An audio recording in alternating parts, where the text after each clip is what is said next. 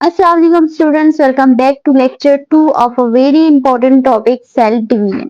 आज हम डिस्कस करेंगे माइटोसिस को एंड द नेक्स्ट लेक्चर में हम डिस्कस करेंगे इंशाल्लाह मियोसिस को। प्रीवियस लेक्चर में मैंने आपके साथ डिस्कस किया था ये एक फेमस चार्ट और इसमें मैंने आपको बताया था कि सेल साइकिल की दो मेन डिवीजन होती हैं। एक आपके पास होता है interphase and the another is mitotic phase. ठीक है, इंटरफेज में हमने तीन मेन डिवीजन डिस्कस की थी, तीन मेन फेजेस डिस्कस किए थे। वन इज G1 फेज या growth phase, the second is S phase और synthetic phase and the another is G2 phase या ग्रोथ फेज। इसके बाद बेटा हमने माइटोटिक फेज डिस्कस किए थे जिसमें हमने दो मेन डिवीजन को डिस्कस किया था। एक आपके पास था karyokinesis and the another is cytokinesis. आज हम डिटेल के साथ माइटोसिस में इन सारे फेजेस को डिस्कस करेंगे, लेकिन उससे पहले मैं आपको कुछ कंसेप्ट्स समझाऊंगी जो कि आगे माइटोसिस को और मियोसिस को भी समझने में आपको बहुत हेल्प आउट करेंगे। देखिए बच्चे, अगर हम बात करें ह्यूमन बॉडी को की, तो ह्यूमन सेल में हर सेल में आपके पास होते हैं 46 क्रोमोसोम्स। ठीक है, और अगर हम पेयर की बात करें तो 23 पेयर ऑफ क्रोमोसोम्स होते हैं। इस चीज को मैं ज्यादा क्लियर कर लूं तो हम ह्यूमन के अंदर या हमारे अंदर जितने भी सेल्स होते हैं बेटा, उनमें आपके पास 46 नंबर ऑफ क्रोमोसोम्स होते हैं या 23 पेयर ऑफ क्रोमोसोम्स होते हैं। अगर मैं 46 क्रोमोसोम्स को ड्रा करूं तो ये आपके पास इस तरह के स्ट्रैंड्स आ जाते हैं। ठीक है, इस तरह के आपके पास सिंगल स्ट्रैंड्स होते हैं, सिंगल आपके पास क्रोमेटिड्स होते हैं 46। और अगर हम पेयर की बात कर रहे हैं 23 pair of chromosome, it's mean के ये आपके पास इस तरह से अलाइन हुए होते हैं एक्स शेप में, 23 पेयर बना देते हैं। ठीक है, ये दो क्रोमेटिड्स जो हैं, दो सिंगल क्रोमेटिड पेयर की फॉर्म में आपके पास आ जाते हैं और ये बना देते हैं 23 पेयर ऑफ क्रोमोसोम। ठीक है, तो आपने ये चीज समझनी है कि जब हम बात करते हैं पेयर ऑफ क्रोमोसोम तो उसका क्या मतलब होता है, या जब हम बात करेंगे 46 क्रोमोसोम्स तो उसका क्या मतलब होता है। ठीक है, अब यहाँ पर अगर एक सेल है, ठीक है, इस सेल के अंदर आपके पास क्या होता है, न्यूक्लियस होता है। न्यूक्लियस में बेटा आपके पास जो डीएनए होता है वो इस तरह से थ्रेड लाइक स्ट्रक्चर में पड़ा होता है, लूजली पड़ा होता है आपके पास। ठीक है, लेकिन जब इसने डिवीजन करनी होती है तो यही डीएनए आपके पास क्या हो जाता है, डुप्लीकेट होता है या रिप्लिकेशन होती है। तो यहाँ पर अगर एक स्ट्रैंड है आपके पास डीएनए का तो वो हो जाता है डबल। ठीक है, यहाँ पे अगर सिंगल स्ट्रैंडेड क्रोमोसोम है तो वो आपके पास उसका एक आइडेंटिकल स्ट्रैंड बन जाता है। ठीक है, तो यहाँ पर क्या हो जाते हैं, दो स्ट्रैंड बन जाते हैं। जब यहाँ पर इनकी अलाइनमेंट का टाइम आता है, ये आपके पास जब पेयर बनाते हैं तो ये इस तरह से पेयर अप हो जाते हैं। तो हम इसको ये नहीं कहेंगे बेटा कि ये आपके पास दो क्रोमोसोम है, ये आपके पास एक क्रोमोसोम ही होगा। यहाँ पर जस्ट दो आइडेंटिकल क्रोमेटिड्स आपके पास अलाइन होते हैं, ज्वाइन होते हैं एक दूसरे के साथ एक पॉइंट पे जिसको हम कहते हैं सेंट्रोमियर। अब इसको हम क्या कहेंगे कि ये एक क्रोमोसोम है, सिर्फ ये क्या है आपके पास डबल स्ट्रैंडेड क्रोमोसोम है। ठीक है, यहाँ पर ये क्या था, सिंगल स्ट्रैंडेड क्रोमोसोम था, एक स्ट्रैंड था यहाँ पे, लेकिन यहाँ पे आपके पास क्रोमोसोम के दो स्ट्रैंड आ जाते हैं। अब जब हम आगे माइटोसिस में बेटा डिवीजन करेंगे तो आपको ये कंसेप्ट वहां पे बहुत काम आएगा, क्योंकि मोस्टली स्टूडेंट्स कंफ्यूज हो जाते हैं कि 46 नंबर को जब हम डिवाइड करते हैं तो वो हाफ क्यों नहीं होता, वो आपके पास 46 एक सेल में और 46 दूसरे सेल में कैसे जाता है। तो आगे मैं इस कंसेप्ट को आगे को ज्यादा डिटेल में इसको समझा दूंगी। ठीक है, तो स्टार्ट करते हैं हम इम्पोर्टेंट लेक्चर आज का, दैट इज माइटोसिस। ठीक है, माइटोसिस में पहले बेटा स्टार्ट से जर्नी को स्टार्ट करते हैं। ठीक है, सबसे पहले आपके पास जो पहली डिवीजन आती है वो क्या है, इंटरफेस। सेल साइकिल की जो पहली डिवीजन होती है वो आपके पास क्या थी, इंटरफेस। इंटरफेस में सबसे पहले अगर हम सेल को देखें, जब सेल आपके पास डिवाइड नहीं कर रहा होता, सेल किस फॉर्म में होता है, ये आपके पास एक नॉर्मल सेल है। इस सेल के अंदर आपके पास न्यूक्लियर इन्वेलप है और न्यूक्लियर इन्वेलप के अंदर क्या होता है, डीएनए जो है वो प्रोटेक्ट किया होता है। न्यूक्लियर इन्वेलप क्या होता है बेटा, कि आपके जेनेटिक मटेरियल को प्रोटेक्ट करता है। इसके साथ आपके डीएनए होता है, डीएनए के साथ होता है न्यूक्लियोलस। ठीक है, न्यूक्लियोलस का क्या फंक्शन है बेटा, ये आपके पास होती है राइबोसोम फैक्ट्री। ठीक है। न्यूक्लियोलस का क्या काम होता है कि ये राइबोसोम की फॉर्मेशन करता है एंड देन राइबोसोम आगे आपके पास प्रोटीन फॉर्मेशन में हेल्प आउट करता है। डीएनए आपके पास क्या होता है, जेनेटिक मटेरियल होता है जिसमें जेनेटिक इंफॉर्मेशन होती है आपकी। नेक्स्ट आपके पास अब हम पढ़ेंगे माइटोसिस को। तो अब इस सेल ने बेटा डिवाइड होना है, इस सेल ने डिवीजन शो करनी है, तो ये सबसे पहले जाएगा फेज 1 में, मीन टू से कि ये ग्रोथ फेज में जाएगा, G1 फेज में जाएगा। ठीक है। G1 फेज में क्या होता है कि सेल का साइज इंक्रीज होता है। ठीक है। दूसरा इसमें क्या होता है, प्रोटीन और आरएनए सिंथेसिस होती है। हमने अपने लेक्चर 1 में ऑलरेडी इन पॉइंट्स को डिस्कस किया था। ठीक है। लेकिन यहाँ पे दोबारा से आपको डायग्राम से समझा देती हूँ। यहाँ पे सेल का साइज जो है वो इंक्रीज कर जाता है। यहाँ पर आप देखें सेल का साइज छोटा था, यहाँ पे सेल का साइज इंक्रीज कर गया है। ठीक है। फिर इसके बाद यहाँ पे प्रोटीन और आरएनए की सिंथेसिस होती है। ऑर्गेनेलीज, अगर हम माइटोकॉन्ड्रिया की बात करें तो माइटोकॉन्ड्रिया का साइज इंक्रीज होता है जितना सेल डिवीजन के लिए रिक्वायर होता है। ठीक है। लेकिन यहाँ पर जो डीएनए रेप्लिकेशन है वो भी स्टार्ट नहीं होती, जस्ट यहाँ पे ये सेल जो है वो खुद को प्रिपेयर करता है फॉर डीएनए रेप्लिकेशन। ठीक है। अगर हम क्रोमोसोम्स की बात करें बेटा तो यहाँ पे कितने क्रोमोसोम्स होंगे, 46 नंबर ऑफ क्रोमोसोम्स होते हैं। ठीक है। एक और चीज मैं आपको क्लियर कर दूं कि जो स्मॉल एन है ये हम यूज करते हैं नंबर ऑफ क्रोमोसोम्स को शो करने के लिए, एंड द कैपिटल एन ये हम शो करते हैं डीएनए के नंबर को शो करने के लिए। ठीक है। अगर हम डीएनए की बात करें तो यहाँ पे 2n नंबर है। ठीक है, डीएनए का, क्योंकि डीएनए यहाँ पे अभी डबल नहीं हुआ। डीएनए कब डबल होता है, जब डीएनए रेप्लिकेशन होती है। ठीक है। और अगर डीएनए रेप्लिकेशन नहीं होगी बेटा तो सेम इंफॉर्मेशन दूसरे सेल में नहीं जा सकेगी, तो इसीलिए डीएनए रेप्लिकेशन जरूरी होती है ताकि दूसरे सेल के लिए सेम इंफॉर्मेशन कॉपी हो सके। अब अगर हम क्रोमोसोम की बात करें बेटा तो क्रोमोसोम नंबर यहाँ पे आपके पास सेम ही रहेगा थ्रू आउट। ठीक है। सिर्फ यहाँ पे डिफरेंस आएगा स्ट्रैंड्स में, सिंगल स्ट्रैंड से क्या हो जाएगा, डबल स्ट्रैंड हो जाएगा। अगर यहाँ पे इस सेल के अंदर आप देखें तो इसके अंदर जो क्रोमोसोम्स हैं वो सिंगल स्ट्रैंड है। ठीक है, सिंगल स्ट्रैंड है और वो कितने हैं, 46 इन नंबर है। ठीक है। यहाँ पे जस्ट 4 मेंशन है, लेकिन एक्चुअल में यहाँ पे आपके पास 46 सिंगल स्ट्रैंड क्रोमोसोम्स पड़े होंगे। ठीक है, जो कि 2n नंबर होंगे। अब यहाँ पे नेक्स्ट आपके पास बेटा इनके दरमियान में आ जाता है G1 चेक पॉइंट, और इसके बारे में मैंने आपको बताया था कि ये चेक करता है कि सेल प्रॉपरली ग्रो किया है या नहीं, सेल में वो प्रोटीन्स और माइटोकॉन्ड्रिया का साइज जो ऑर्गेनेलिस का रिक्वायरमेंट थी जो साइज की वो इंक्रीज हुई है या नहीं। तो ये चेक एंड बैलेंस के लिए आपके पास ये चेक पॉइंट्स होते हैं जिनको हम G1 चेक पॉइंट कहते हैं। नेक्स्ट बेटा आपके पास आ जाता है इंटरफेज का दूसरा फेज आ जाता है जिसको हम कहते हैं S phase of interphase. S phase of interphase जो है इसमें आपके पास क्या होता है कि डीएनए डुप्लीकेट होता है, डीएनए में रेप्लिकेशन होती है। ठीक है। हर क्रोमोसोम्स जो होता है वो 2 सिस्टर क्रोमेटिड्स बना देता है। ठीक है। अब इसका क्या मतलब है, इस चीज को मैं आपको समझा देती हूँ।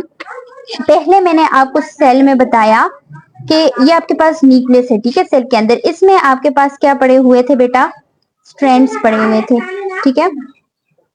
अब यहाँ पे आपके पास स्ट्रैंड्स पड़े हुए थे। अब मैंने बात की डीएनए रिप्लिकेशन की, तो इसका क्या मतलब है कि डीएनए रिप्लिकेशन होगी तो आपके पास अगर डीएनए जो था वो 2n था तो यही डीएनए आपके पास क्या हो जाएगा, 4n हो जाएगा। इसी डीएनए की कॉपी बन जाएगी। ठीक है। ये अगर आपके पास एक स्ट्रैंड है क्रोमोसोम का तो ये आपके पास इस तरह से इसका एक डुप्लीकेट क्रोमेटिड बन जाएगा, इसका एक डुप्लीकेट क्रोमोसोम बन जाएगा, इसकी एक आइडेंटिकल कॉपी बन जाएगी। ठीक है। तो ये आपके पास एक क्रोमेटिड है, ये 2 क्रोमेटिड है। ठीक है। इसकी एक आइडेंटिकल कॉपी बन जाएगी और इन दोनों को हम कहेंगे बेटा सिस्टर क्रोमेटिड्स। ठीक है। अब हम ये नहीं कहेंगे कि यहाँ पे क्रोमोसोम डबल हो गया, क्रोमोसोम बेटा डबल नहीं हुआ। यहाँ पे जो क्रोमोसोम था वो सिंगल स्ट्रैंडेड क्रोमोसोम था, लेकिन यहाँ पर जब ये दोनों आपस में अलाइन होके एक्स फॉर्म में आ जाएंगे तो इनको हम कहेंगे डबल स्ट्रैंडेड क्रोमोसोम। ठीक है। तो क्रोमोसोम यहाँ पे आपके पास सेम रहता है। यहाँ पर देखें कि जब यहाँ से यहाँ पर सिंगल स्ट्रैंड्स थे, ये आपके पास क्या हो गए, एक आइडेंटिकल स्ट्रैंड बनता है। इसी स्ट्रैंड का हर स्ट्रैंड का बेटा एक आइडेंटिकल स्ट्रैंड बनेगा और वो आपके पास अलाइन होके डबल क्रोमोसोम्स बना देगा। मीन टू से कि ये आपके पास एक डबल स्ट्रैंडेड क्रोमोसोम बन जाएगा। वेन एवर आई से कि ये आपके पास क्रोमोसोम डबल हो जाएगा, इट मीन टू से कि ये जो स्ट्रैंड है वो डबल हो जाएंगे, इसको हम क्या कहेंगे, डबल स्ट्रैंडेड क्रोमोसोम्स। क्रोमोसोम्स के नंबर सेम रहेंगे, जस्ट अगर यहाँ पे सिंगल स्ट्रैंडेड क्रोमोसोम था, यहाँ पे आपके पास हो जाएंगे डबल स्ट्रैंडेड क्रोमोसोम। तो यहाँ पर आप देखें कि अगर क्रोमोसोम का नंबर 46 है यहाँ पे, तो यहाँ पे भी जो क्रोमोसोम का नंबर है वो 46 ही रहेगा, मीन टू से वो 2n रहेगा। अब डीएनए यहाँ पे बेटा, डीएनए यहाँ पे 2n था, यहाँ पे डीएनए का एक और कॉपी बन गई है, तो यहाँ पे डीएनए क्या हो जाएगा, 4n हो जाएगा। अब यहाँ पे आप देखें कि चेंजेस क्या आई, यहाँ डीएनए डुप्लीकेशन हो गई। अब हर क्रोमोसोम जो है वो क्या है, अगर एक क्रोमोसोम की बात करें तो इसमें आपके पास 2 सिस्टर क्रोमेटिड्स हैं, ठीक है। एक आइडेंटिकल जो है हाफ ये है और एक आइडेंटिकल हाफ ये है, जो कि सेंट्रोमियर के थ्रू, जो मिड पॉइंट है सेंट्रोमियर, इसके थ्रू आपस में अटैच हो जाते हैं। देन बेटा आपके पास यहाँ पे हिस्टोन प्रोटीन्स प्रोड्यूस होती है। आपको पता है कि जब हमारा जो आपके पास डीएनए है वो जब कंडेंस होता है तो वो हिस्टोन प्रोटीन के थ्रू कंडेंस होता है और प्रॉपर्ली क्रोमोसोम बना देता है। तो यहाँ पर देखें हिस्टोन प्रोटीन प्रोड्यूस होती है जो कि नेसेसरी है क्रोमोसोम को कंडेंस फॉर्म में लाने के लिए। इसके अलावा बेटा सेंट्रोसोम डुप्लीकेशन अकर होती है। सेंट्रोसोम आपके पास ऑर्गेनेली होती है जो कि स्पिंडल फाइबर्स को प्रोड्यूस करती है। अब देखें सेंट्रोसोम के बारे में मैं आपको यहीं पे डिटेल इंफॉर्मेशन दे देती हूँ। अब सेंट्रोसोम आपके पास किस चीज से बनती है, ये आपके पास सिलिंड्रिकल लाइक स्ट्रक्चर होती है, ठीक है। इसके अंदर आपके पास होते हैं सेंट्रियोल्स। अब सेंट्रोसोम के अंदर बेटा माइक्रोट्यूब्यूल्स होते हैं, ठीक है। अब 9 माइक्रोट्यूब्यूल्स आपके पास ट्रिपलेट फॉर्म में अरेंज होते हैं इस तरह से, ठीक है। ट्रिपलेट मीन टू से कि 3 फॉर्म में 9 का पेयर इस तरह से प्रेजेंट होता है, ठीक है। और ये सिलिंड्रिकल शेप्स होती हैं और ये मिलके बनाती हैं सेंट्रियोल्स। इसकी आगे स्ट्रक्चर भी मैं आपको दिखा देती हूँ, इस तरह की स्ट्रक्चर के ये होते हैं। ये 9 आपके पास पेयर्स होते हैं जो कि ट्रिपलेट फॉर्म में प्रेजेंट होते हैं, 3 की फॉर्म में प्रेजेंट होते हैं और ये बनाते हैं सेंट्रियोल्स। और सेंट्रियोल क्या करता है बेटा, हेल्प आउट करता है स्पिंडल फाइबर्स की प्रोडक्शन में। अब यहाँ पर देखें चेंजेस आ गई, हिस्टोन प्रोटीन भी बन गई, सिस्टर क्रोमेटिड्स भी आ गए और यहाँ पे आपके पास सेंट्रोसोम की डुप्लीकेशन भी हो गई। नेक्स्ट फेज आपके पास बेटा आता है G2 फेज, जिसको हम कहते हैं कि G2 ग्रोथ फेज। इसमें सेल जो है वो खुद को प्रिपेयर करता है डिवीजन के लिए, ठीक है। तो यहाँ पे क्या होता है, फर्दर सेल ग्रो होता है, सिंथेसिस ऑफ प्रोटीन जो है होती है, प्रोटीन की सिंथेसिस होती है जो कि सेल डिवीजन के लिए रिक्वायरमेंट होती है। फिर चेक किया जाता है बेटा कि अगर आपके पास डीएनए जो है, यहाँ पर जो डीएनए डुप्लीकेशन हुई है उसमें कोई एरर तो नहीं है, ठीक है। ये चेक किया जाता है आपके पास यहाँ पे। इसके अलावा बेटा चेक किया जाता है कि कोई डैमेज नहीं है, कोई एरर नहीं है, न्यूक्लियोटाइड्स एग्जैक्ट अपनी पोजीशंस पे लगे हुए हैं। इसके अलावा अगर कोई रिपेयर करना हो, कहीं डैमेज आया है उसको रिपेयर करना हो, तो यहाँ पर किया जाता है। फिर बेटा आपके पास यहाँ पे G2 चेक पॉइंट आता है। G2 चेक पॉइंट क्या करते हैं, चेक करते हैं कि डीएनए जो है वो डैमेज तो नहीं है, प्रॉपर्ली सेल ने खुद को ग्रो किया है, और ये सारे पॉइंट्स चेक किए जाते हैं। यहाँ तक मैं ऑलरेडी आपको अपनी प्रीवियस वीडियो में एक्सप्लेन कर चुकी हूँ, डायग्राम के थ्रू मैंने दोबारा आपको एक्सप्लेन किया। अब यहाँ से स्टार्ट होता है बेटा माइटोटिक फेज, ठीक है। माइटोटिक फेज जिसमें 2 डिवीजन आती हैं, one is karyokinesis and the other is cytokinesis. और कैरियोकाइनेसिस के अंदर आपके पास 4 सब डिवीजन आती हैं, prophase, metaphase, anaphase and telophase. इसको हम डिस्कस करेंगे एंड साइटोकाइनेसिस को भी हम डिस्कस करेंगे। यहाँ पर देखिए बेटा, ये आ गया आपके पास माइटोटिक फेज और इसमें हम पहली डिवीजन को पढ़ेंगे, दैट इज कैरियोकाइनेसिस। ये जो कैरियोकाइनेसिस है इसमें सबसे पहले आपके पास आता है प्रोफेज, ठीक है।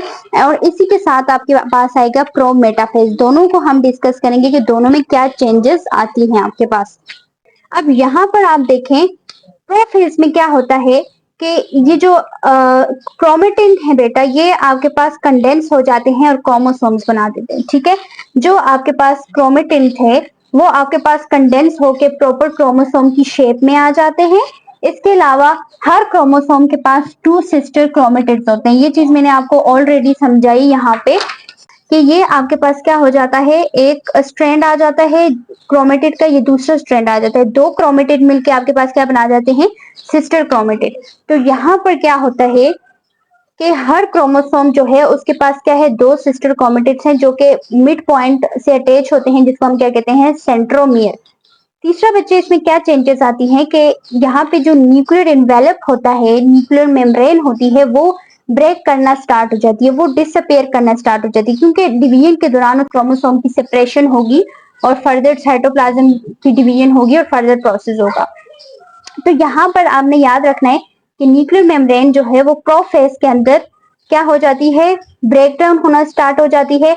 यहाँ पे जो जैसे हमने न्यूक्लियोलस की बात की थी वो डिसअपेयर हो जाता है बेटा, और स्पिंडल फाइबर्स जो है वो स्टार्ट हो जाते हैं बनना। ठीक है, यहाँ पर आप देखेंगे कि ये आपके पास क्या है, सेंट्रोसोम। ठीक है, अब ये सेंट्रोसोम से बेटा स्पिंडल फाइबर स्टार्ट हो जाते हैं राइज करना, लेकिन अभी तक इन्होंने क्रोमोसोम्स को पकड़ा नहीं होता, क्रोमोसोम्स के साथ अटैच नहीं हुए होते, क्योंकि यहाँ पे जो न्यूक्लियर मेम्ब्रेन है वो प्रॉपर्ली डिसअपेयर नहीं हुई होती। ठीक है, ये जब प्रॉपर्ली डिसअपेयर होगी उसी के बाद क्रोमोसोम जो है वो फ्रीली मूव करेंगे साइटोप्लाज्म के अंदर, और फिर जो आपके पास स्पिंडल फाइबर्स हैं वो उसके साथ अटैच होंगे। तो यहाँ पर आपके पास स्पिंडल फाइबर्स जो हैं वो एराइज होते हैं, लेकिन अभी तक वो क्रोमोसोम्स के साथ अटैच नहीं होते। इसके अलावा बेटा मैंने आपको ऑलरेडी बताया कि सेंट्रोसोम आपके पास किस तरह से होता है। तो ये आपके पास 9 पेयर्स होते हैं, जो है वो 9 ट्रिपलेट्स होते हैं माइक्रोट्यूब्यूल्स के, या 9 पेयर्स होते हैं माइक्रोट्यूब्यूल्स के, जो कि थ्री फॉर्म्स में होते हैं, ट्रिपलेट फॉर्म में प्रेजेंट होते हैं, और ये क्या करते हैं, सेंट्रियोल्स बनाते हैं। ठीक है, और सेंट्रियोल देन आपके पास क्या होता है, सेंट्रोसोम कहलाता है। अब नेक्स्ट बेटा आपके पास आ जाता है प्रोमेटाफेज। ठीक है, प्रोमेटाफेज में क्या होता है कि जो न्यूक्लियर इन्वेलप है वो कंप्लीटली डिसअपेयर हो जाता है। ठीक है, इसके बाद आपके पास जो क्रोमोसोम है, क्रोमोसोम के ऊपर जो सेंट्रोमेयर है, जो मिड मिड पॉइंट होता है बेटा, सेंट्रोमेयर जहां से दो सिस्टर क्रोमेटिड्स जुड़े होते हैं, वहां पे एक स्ट्रक्चर होती है सेंट्रोमेयर के ऊपर जिसको हम कहते हैं काइनेटोकोर। ठीक है, काइनेटोकोर प्रॉपर्ली मैच्योर हो जाता है, और यहाँ पे इस काइनेटोकोर के ऊपर ही आपके पास स्पिंडल फाइबर्स अटैच होते हैं और क्रोमोसोम्स को अलाइन करते हैं, क्रोमोसोम्स को इसके साथ अटैच हो जाते हैं। ठीक है, तो यहाँ पे पॉइंट लिखा हुआ है कि न्यूक्लियर मेम्ब्रेन यहाँ पे कंप्लीटली डिसअपेयर हो जाता है, प्रोटीन जो है वो complex called kinetochore fully mature हो जाता है आपके पास, और यहाँ पे जो स्पिंडल फाइबर्स हैं वो अटैच हो जाते हैं क्रोमोसोम्स के साथ। यहाँ पे आपके पास नेक्स्ट आ जाएगा मेटाफेज। मेटाफेज में बेटा क्या होता है कि जो स्पिंडल फाइबर्स हैं ये क्या करते हैं, क्रोमोसोम्स को अलाइन कर लेते हैं। ठीक है, इक्वेटर प्लेट पे या इक्वेटर लाइन पे आपके पास ये क्या हो जाते हैं, इसको इनको अलाइन करते हैं। अगर आप इस स्ट्रक्चर में देखें तो ये जो क्रोमोसोम्स हैं बेटा ये ऐसे अलाइन हो जाते हैं। यहाँ पे जस्ट 3 क्रोमोसोम्स मेंशन है, लेकिन ये 46 के 46 पेयर ऑफ क्रोमोसोम्स जो है वो इस तरह से एक ही इक्वेटर प्लेट पे या इक्वेटर लाइन पे इस तरीके से अलाइन हो जाते हैं। यहाँ पे पॉइंट्स को हम स्टडी करते हैं, chromosome align at the equator plate जिसको हम मेटाफेज प्लेट भी कहते हैं, और spindle fibres attach to centromere and chromosomes are fully condensed. Then आपके पास बेटा आता है यहाँ पे एम चेक पॉइंट या स्पिंडल चेक पॉइंट। इस चेक पॉइंट का क्या काम होता है, चेक करते हैं कि ये जो क्रोमोसोम्स हैं जो कि मेटाफेज प्लेट पे अलाइन हुए हैं वो प्रॉपर्ली अलाइन हुए हैं या नहीं। ठीक है, और ये भी चेक करते हैं कि हर जो आपके पास एक क्रोमेटिड है उसके साथ उसका आइडेंटिकल क्रोमेटिड है या नहीं। ठीक है, क्योंकि अगर एक जो क्रोमेटिड है उसके साथ उसका आइडेंटिकल क्रोमेटिड होगा तभी जो है वो डिवीजन के वक्त बोथ सेल में सेम इंफॉर्मेशन जाएगी, सेम डीएनए की इंफॉर्मेशन जाएगी। ठीक है, तो जो चेक पॉइंट है उसका काम क्या होता है कि वो चेक करता है कि प्रॉपर्ली क्रोमोसोम अपनी एग्जैक्ट पोजीशन पे और एग्जैक्ट स्ट्रक्चर के साथ अलाइन है या नहीं। ठीक है, फिर बच्चे आ जाती है एनाफेज। एनाफेज से क्या होता है कि यहाँ पे आपके पास जो क्रोमोसोम्स हैं वो अलग हो जाते हैं। अभी तक आपने देखा यहाँ पे क्रोमोसोम का नंबर 46 था, they are double stranded chromosomes. ठीक है, साथ जो डीएनए का नंबर है वो 4 है। यहाँ पे बेटा ये अलग हो जाएंगे और अलग होके ये 92 सिंगल स्ट्रैंड्स बना देंगे। अभी तक ये क्या था, 46 डबल स्ट्रैंड्स थे। जब ये अलग हो जाएंगे तो एक क्रोमोसोम ये बन जाएगा और एक क्रोमोसोम ये बन जाएगा। ठीक है, तो ये 46 जब अलग होंगे तो ये बन जाएंगे बेटे 92, और अगर 46 आपके पास 2n था बेटा तो 92 आपके पास कितने बनेंगे, 4n। ठीक है, तो ये कंसेप्ट आपने याद रखना है कि ये अलग हो जाएंगे, यहाँ पे क्रोमोसोम्स एक दूसरे के साथ स्प्लिट कर जाएंगे, सिस्टर क्रोमेटिड सेपरेट हो जाएंगे और क्रोमोसोम जो है वो ऑपोजिट पोल्स की तरफ मूव कर लेंगे। ठीक है, एक अगर ईस्ट डायरेक्शन में मूव कर रहा है दूसरा वेस्ट डायरेक्शन में मूव कर लेगा। ठीक है, तो ये दो ऑपोजिट डायरेक्शंस में मूव करेंगे सिस्टर क्रोमेटिड्स। नेक्स्ट बेटा आपके पास आ जाता है टीलोफेज। ठीक है, telophase is the most important phase. इसमें क्या होता है आपके पास के न्यूक्लियर मेम्ब्रेन दोबारा से बनना स्टार्ट हो जाती है। आपको फील होता है कि सेल के अंदर ही दो छोटे छोटे सेल प्रेजेंट है। ठीक है, यहाँ पर आप देखें तो यहाँ पर क्या है, न्यूक्लियर इन्वेलप दोबारा से बनना स्टार्ट हो गया है। क्रोमोसोम जो है वो डीकंडेंस होना शुरू हो जाता है। जो क्रोमोसोम है वो दोबारा से थ्रेड लाइक स्ट्रक्चर में कन्वर्ट होना स्टार्ट कर लेता है। और इसके अलावा स्पिंडल फाइबर डिसअपेयर हो जाते हैं और न्यूक्लियोलस दोबारा वापस आ जाता है। ठीक है, यहाँ पर आप देखें ये सेल जो है वो डिवाइड होना स्टार्ट हो गया है। दो आपके पास छोटे छोटे सेल बन गए हैं जिसमें न्यूक्लियर इन्वेलप दोबारा से आ गया है, न्यूक्लियोलस दोबारा से आ गया है। जो क्रोमोसोम है वो दोबारा से थ्रेड लाइक स्ट्रक्चर में जाना स्टार्ट हो गया है। ठीक है, और यहाँ पे क्रोमोसोम नंबर के बारे में हमने क्या पढ़ा कि 92 थे 4 है। अब इन दोनों सेल की हम बात करें बेटा तो इन दोनों को मिला के हम कह रहे हैं कि इसमें क्या है आपके पास 92 नंबर ऑफ क्रोमोसोम है जो कि सिंगल स्ट्रैंडेड है। ठीक है, जो कि सिंगल स्ट्रैंडेड है। अब यहाँ पर एक चीज मैं बता दूं कि अगर हम अलग अलग की बात करेंगे तो ये फिर बेटा यहाँ पे 46 सिंगल स्ट्रैंडेड क्रोमोसोम आएंगे और यहाँ पे भी 46 सिंगल स्ट्रैंडेड क्रोमोसोम्स आएंगे। ठीक है, और डीएनए 2n यहाँ पे 2n यहाँ पे, तो ये याद रखते हैं। अगर पूरे सेल की आप बात करें तो वो सेम होगा। ठीक है, 92 सिंगल स्ट्रैंडेड क्रोमोसोम होंगे दोनों में। लेकिन अगर हम एक एक सेल की बात कर रहे हैं तो इट मीन के 46 सिंगल स्ट्रैंडेड क्रोमोसोम यहाँ पे है और 46 सिंगल स्ट्रैंडेड क्रोमोसोम यहाँ पे। 2n नंबर ऑफ डीएनए इधर है, 2n डीएनए इधर है। अब यहाँ पे इस ग्राफ में यही लिखा हुआ है, इस पैराग्राफ में आप खुद इसको स्टडी कर लेना। यहाँ पे आपके पास बेटा आ जाता है साइटोकाइनेसिस। साइटोकाइनेसिस के बारे में मैंने आपको ऑलरेडी बताया था कि basically the division of cytoplasm. ठीक है, अब साइटोप्लाज्म क्या होता है, यहाँ पे डिवाइड होता है। साइटोप्लाज्म जब डिवाइड होगा तो दो सेल आपके पास बनेंगे और हर दो सेल में आपके पास क्या होगा, 46 number of single stranded chromosome यहाँ पे होगा, 46 number of single stranded chromosome यहाँ पे होगा।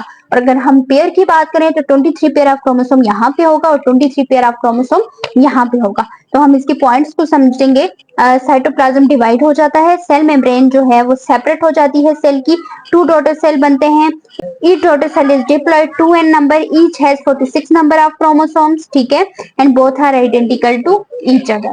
माइटोसिस में एक चीज आप क्लियर कर लें कि माइटोसिस में बेटा अगर एक सेल होता है ना वो आपके पास कन्वर्ट होता है 2 आइडेंटिकल सेल के अंदर। ठीक है, माइटोसिस में बेटा याद रखें कि अगर 46 नंबर ऑफ क्रोमोसोम है तो ईच डॉटर सेल में भी 46 नंबर ऑफ क्रोमोसोम प्रेजेंट होंगे। ये बात माइटोसिस में आपने याद रखनी है। ठीक है, ये था बेटा आपके पास माइटोसिस। नेक्स्ट लेक्चर में इंशाल्लाह हम मियोसिस को डिस्कस करेंगे। तब तक के लिए अल्लाह हाफिज।